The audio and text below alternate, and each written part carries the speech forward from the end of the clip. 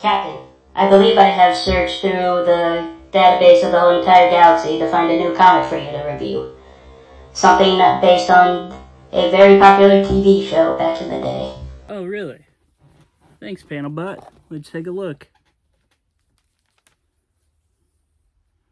Firefly, huh?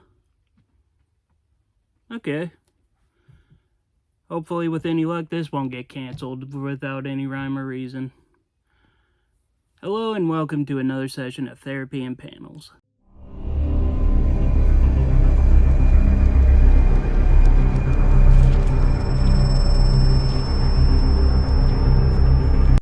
Firefly is a cult favorite sci-fi space western created by Joss Whedon about the ragtag crew of the transport ship Serenity, dodging the authoritarian alliance while taking odd jobs across a lawless galaxy.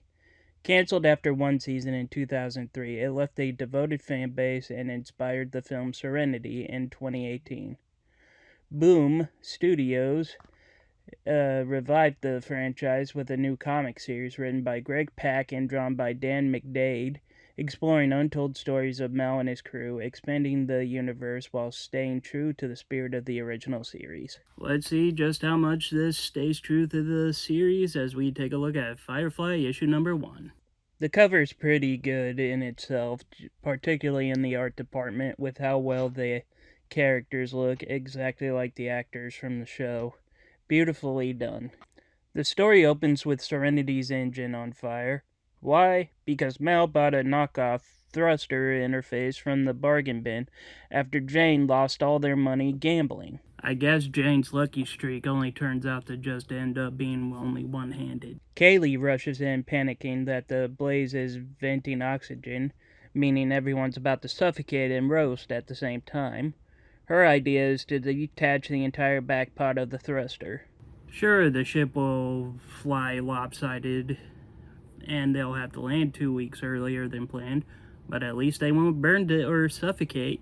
Wash tries to eject the thruster remotely, but nothing happens, so Kaylee herself tries to crawl into the flames and pull the manual override, until River wanders in with a gun and decides to shoot the thing off, saving the day.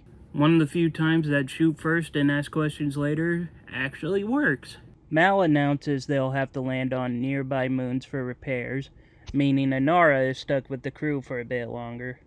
Later on, Zoe has a talk with Mal, talking to him about how he needs to finally admit his feelings to Inara. Just as it seems like he may do something about that, the Serenity ship comes under fire. Because of course. The attacker is revealed to be an Alliance Dreadnought 44 cruiser, a class of ship that was supposedly retired after the war. Outrunning it is impossible, so they dump some fuel pods as a distraction.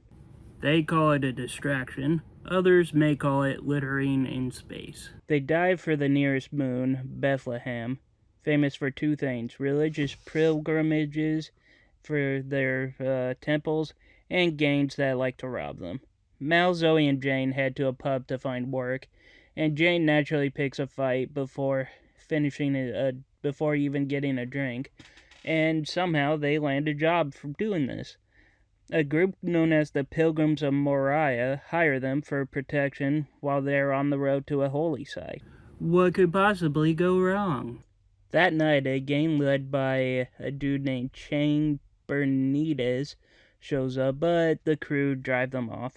The Pilgrims, oddly enough, are disappointed that they weren't killed. Apparently, bloodshed is a part of the religious pilgrimage for this tribe. Just then, Walsh intercepts a transmission of the dreadnought still lurking around, and to make matters worse, a federal ship arrives, broadcasting wanted notices for Mal and Zoe, 1,000 credits for anyone to give them information, ending the issue. And with that, that is the first issue of Firefly number 1. And for my diagnosis, it was pretty good. The story nails the heart of Firefly by mixing danger, humor, and character drama in equal measure. The engine fire sets off a chain of events tied to the crew's flaws, River saving the day in an unpredictable way, and the sudden return of an Alliance warship raises stakes. The detour to Bethlehem adds irony and moral tension, showing that even simple jobs are never simple. For Mouse Crew, it's sharp, funny, and suspenseful.